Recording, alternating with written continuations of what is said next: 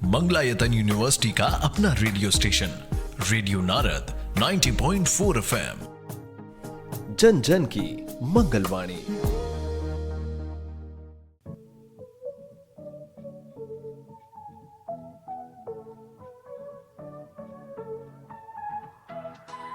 स्वागत है दोस्तों रेडियो नारद 90.4 FM से। मैं हूं आपके साथ आरजे याशी और प्रोग्राम शुरू हो गया है ज्ञान सागर। जी हाँ दोस्तों, जिसमें हम आपके ज्ञान को करते हैं और भी ज्यादा उजागर। दोस्तों, मेरा देश महान, ये तो आपने सुना ही होगा, लेकिन क्या आपने कभी इन शब्दों को महसूस किया है? क्या आप जानते हैं ऐसा क्यों कहा जाता है? दरअसल हमारा देश भावनाओं से जुड़ा है, लोगों के विश्वास से जुड़ा है, हमारी संस्कृति, रीति रिवाज, वेद पुराणों से जुड़ा है, जिसके कारण आज पूरी दुनिया भारत को जानती है। और सिर्फ जानती ही नहीं दोस्तों, मानती भी है। आज भारत की पहचान उसकी संस्कृति और संस्कारों से जुड़ी है, भारतीयों के कौशल, उनकी प्रतिभाओं से जुड़ी है, भारतीय सभ्यता और कलाओं से जुड़ी है। और भारतीय संस्कृति में कलाओं के महत्व को और भी विस्तार से समझाने के लिए आज हमारे साथ मौजूद है एक ऐसी शख्सियत जिनको आर्ट्स के क्षेत्र में 17 साल हो चुके हैं, जिनकी एक बुक भी पब्लिश हो चुकी है और रिसर्च पेपर 17 पब्लिश हो चुके हैं।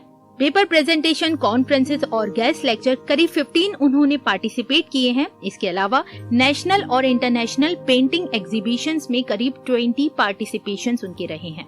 Government research project on Jain manuscript जो कि फंडेड किया है ICHR ने, उसको उन्होंने कंप्लीट किया है। इसके अलावा करीब 20 वर्कशॉप, सेमिनार और कॉन्फ्रेंसेस उन्होंने ऑर्गेनाइज की हैं और PhD स्कॉलर भी आज उनके सानिध्य में अवार्डेड रहे हैं, जिसमें 5 अवार्ड हो चुके हैं और 6 कंटिन्यूटी में हैं। मंगलायतन विश्वविद्यालय के NSS की वह प्रोग्राम कोऑर्डिनेटर रही हैं। दरअसल दोस्तों, मैं बात कर रही हूँ मंगलायतन विश्वविद्यालय के department of visual and performing arts की एसोसिएट प्रोफेसर डॉक्टर पूनम रानी जी की, जो कि इस वक्त हमारे साथ स्टूडियो में मौजूद हैं। डॉक्टर पूनम, आपका बहुत बहुत स्वागत है रेडियो नारद 90.4 FM में। थैंक यू याशिका, जो मुझे आज आपने यहाँ पर अपने विचार व्यक्त करने के लिए अवसर प्रदान किया। और ये जो आर्ट और इंडियन कल्चर, ये मेरा एक फेवरेट सब्जेक्ट भी है जी। और मैं फाइन आर्ट्स के अंदर जो इंडियन आर्ट एंड कल्चर है उसकी क्लासेस भी लेती हूँ। तो आपका मैं फिर से धन्यवाद देती हूँ जो आपने मुझे यहाँ आमंत्रित किया। बिल्कुल पूनम मैम, माना जाता है कि अपना भारत वो भारत है जिसने जीरो का आविष्कार किया, जहाँ सबसे पहले कला जन्मी है। अभी साधारण भाषा में मैं आपसे जानना चाहूंगी कि कला आखिर क्या है और भारतीय कला कौन कौन सी है, उसके बारे में बताएं।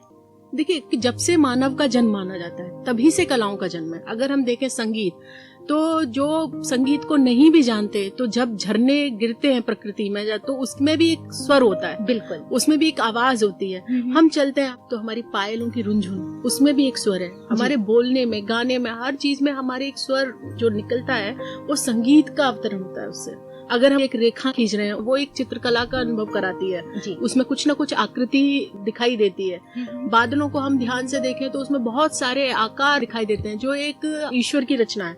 तो संगीत, कलाएं, ये सब प्रकृति ने हमें अपने जन्म के साथ ही दी है। जैसे कि हम कहते हैं कि ईश्वर सबसे बड़ा कलाकार है, तो जो उसने जो ये प्रकृति पूरी उसकी रचना है और उसी रचना को हम देखते हैं, उसी रचना में ही हमें बहुत सारे स्वरूप, बहुत सारे स्वर वो हमें प्राप्त होते हैं और उन्हीं को हम जानते हैं, समझते हैं। तो फिर कला का अवतरण उन्हीं चीजों से होता है। हमारी संस्कृति में जब बच्चा का जन्म होता है तो देखते हैं कि बहुत सारे अनुष्ठान, जैसे कि बहुत सारी लोक कलाएं, वॉल पेंटिंग्स जिसको हम कहते हैं, जिनमें फोक आर्ट्स कहते हैं, बहुत सारे चित्र, बहुत सारी आकृतियां, बहुत सारे मंत्र, बहुत सारे सिंबल्स उन दीवारों पर उकेरे जाते हैं और उनकी पूजा की जाती है, उनकी स्थापना की जाती है, जिसको आज के समय में सिंबॉलिक पेंटिंग्स के भी तरीके से हम जानते हैं जी। तो इसी तरीके से जब उन संस्कारों को उन कलाओं के माध्यम से, उन रंगों के माध्यम से, उन रेखाओं के माध्यम से जब हम उसको स्वरूप देते हैं, वह स्वरूप ही कला है और वही संस्कार से जुड़ी हुई है। जन्म से लेकर मृत्यु तक व्यक्ति के हर स्टेज पर कोई ना कोई संस्कार, जैसे नामकरण संस्कार, शादी होती है उसके संस्कार, मृत्यु भी हमारी संस्कारों से बंधी हुई है, जिसे अंतिम संस्कार कहते हैं। तो हमारी संस्कृति में इस तरीके के जो संस्कार है, इनको जो हम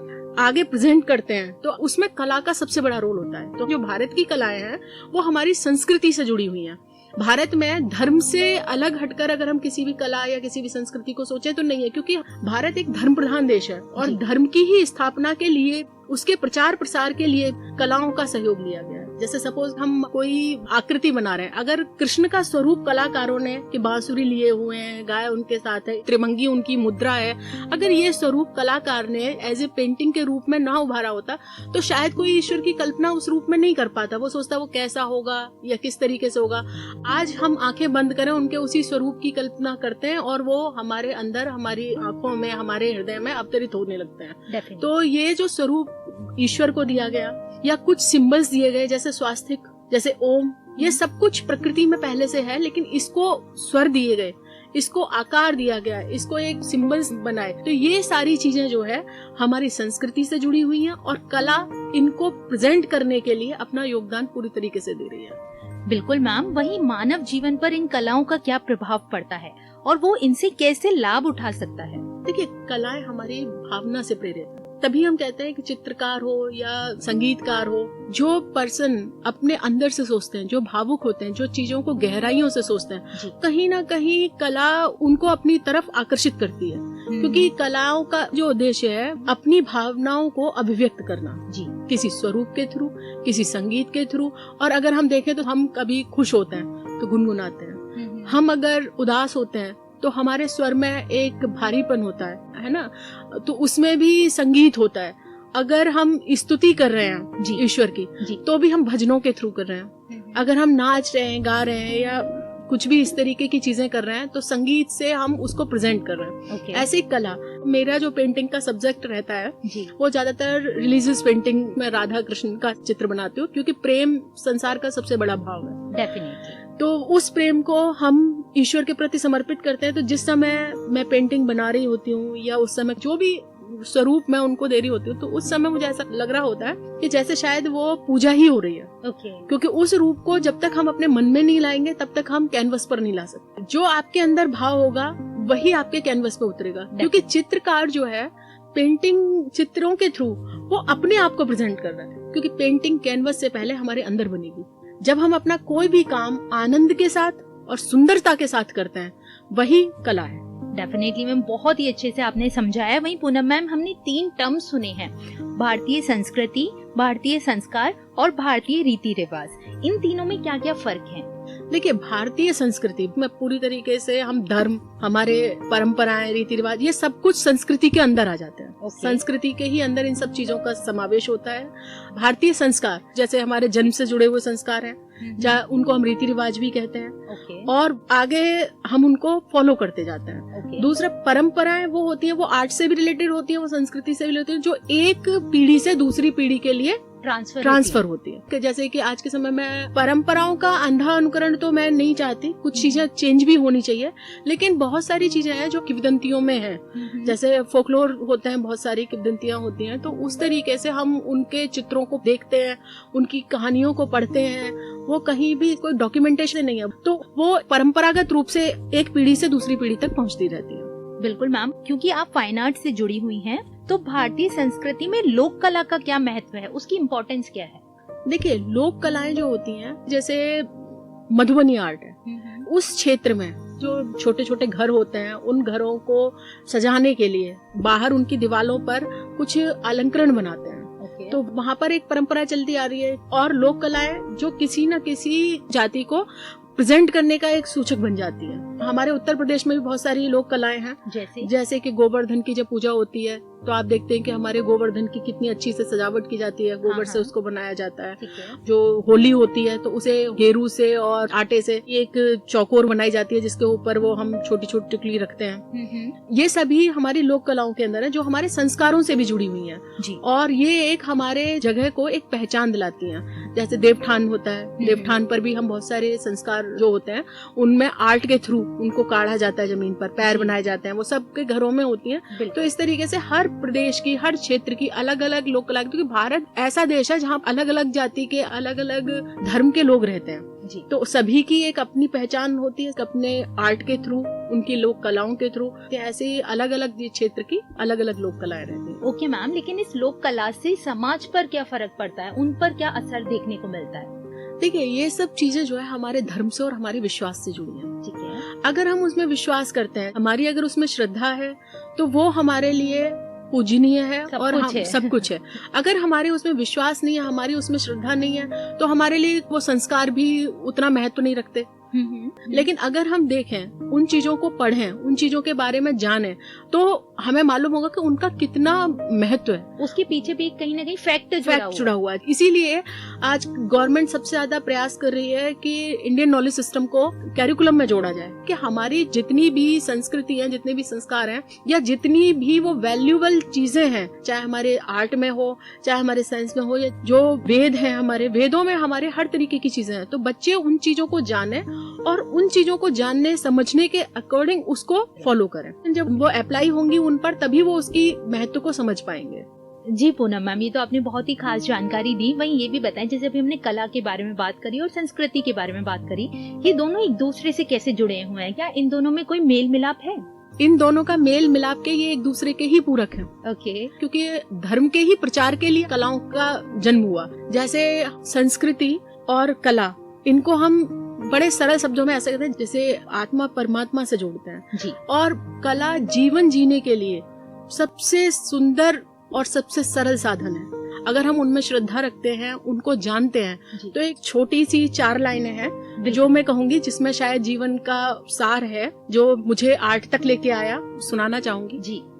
धर्म को साधु नहीं मति मोरी, मुझको प्रिय प्रभु भक्ति तोरी, नाम निरंतर जपूं तुम्हारा, आशुतोष यही आशा मोरी, नाम निरंतर जपूं तुम्हारा, आशुतोष यही आशा मोरी।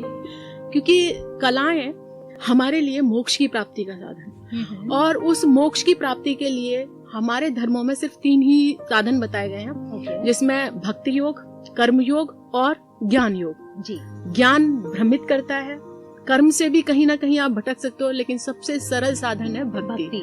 और मैं कला के थ्रू ईश्वर की भक्ति कर रही हूँ, यही उसका आशीर्वाद है और यही मेरे जीवन का सार है। मैंने पढ़ा था कि ईश्वर ने सभी बनाए हैं और सभी ईश्वर को प्रिय है, लेकिन जो ईश्वर को जानने वाले हैं या ईश्वर से प्रेम रखते हैं, ईश्वर उनको किसी न किसी कला से जरूर नवाजता है, क्योंकि वो चाहता है कि ये इतना भावुक हो, ये मुझ में है, इस चीज को देखे और आगे लोगों को उसके लिए प्रेरित करे। वो कलाकार के ईश्वर उन्हें कुछ अपने अच्छे कामों के लिए चुनता है, जिसको ये कला से जानता है। वैसे तो हर काम ही कला है, क्योंकि काम सूत्र में 64 कलाओं का वर्णन किया गया है, और कला को हम आनंद के साथ में, सौंदर्य के साथ में और दूसरों के परोपकार के लिए करते हैं, तो वही कार्य कला बन जाता है।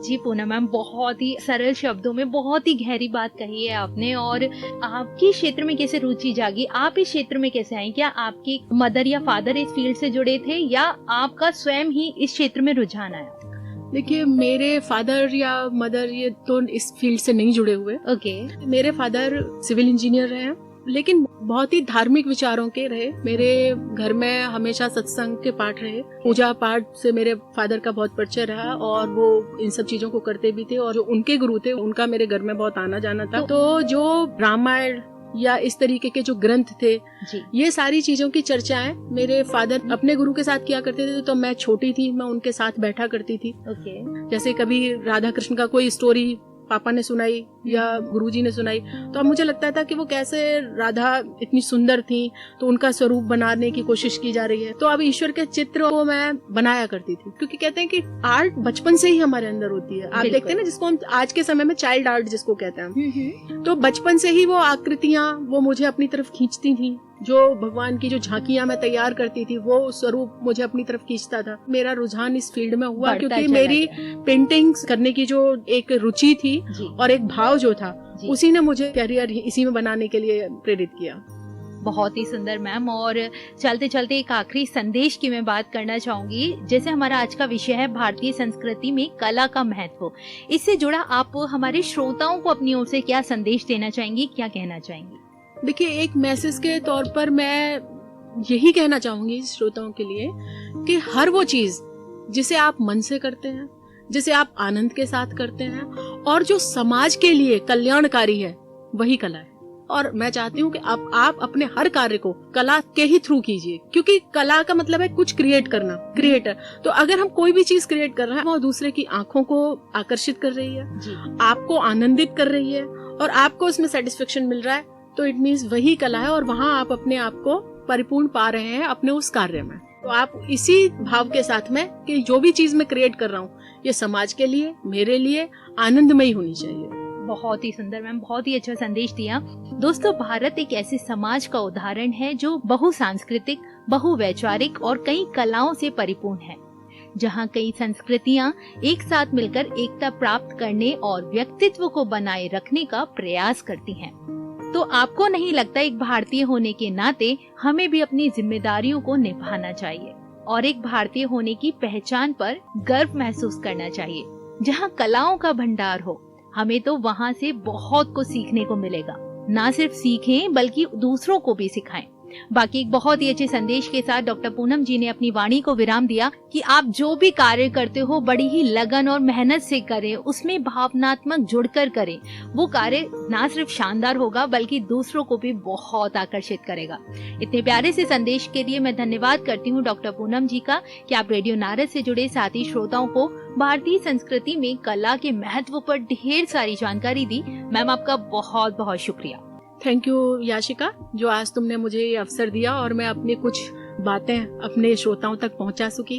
कहने को तो बहुत कुछ था और शायद मैं अपने भावों को आप लोगों के सामने अपने शब्दों के द्वारा रखने में सफल हुई, यही मेरे लिए एक बड़ी बात होगी। और अगर कहीं कुछ छूटा भी हो तो मैं उसके लिए नेक्स्ट टाइम पर चाहूंगी कि एक डिटेल लेक्चर रखूं और मैं आपको ये चीज बताऊं। Thank you. बिल्कुल मैम, थैंक यू मैम। तो दोस्तों, अभी मेरा वक्त हो गया है आप सभी से विदा लेने का। फिर लेकर आऊंगी आपके लिए एक नया खास विषय और जानेंगे उसके बारे में बहुत सारी इंटरेस्टिंग बातें एक नए मेहमान के साथ। तब तक के लिए मुझे यानी आरजे याशी को दे इजाजत। रेडियो नारद 90.4 FM, जन जन की मंगलवाणी।